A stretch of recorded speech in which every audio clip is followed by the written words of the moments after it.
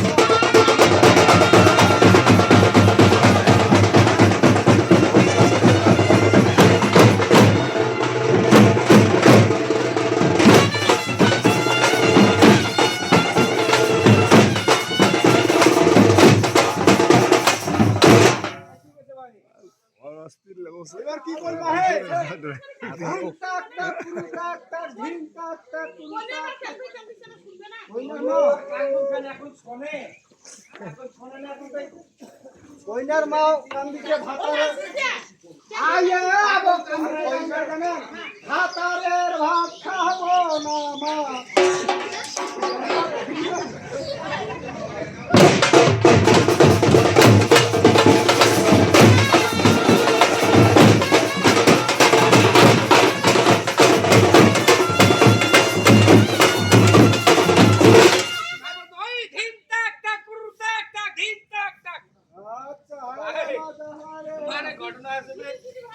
এমন পরিস্থিতি করি আইনো এই জন্য তোমার কোন ঢোলগুলা ধুতিগুলা না খোলান এনা তাও শনিবার নাইবে করবেন না ধুতি পিনদিন না দিবে তোর বাপ আর তোর বাপে তো ধুতি পিনদাই আছে এ অবস্থা ভাই এটা একেবারে কঠোর অবস্থা করিয়া কাল থেকে মরবেন খুব বাবাইছিল স্যার বাজুন 9000 এই সারা বড় গাড়ি ছাড়ি যাইছে এমনি তো চাপত আর সোগাই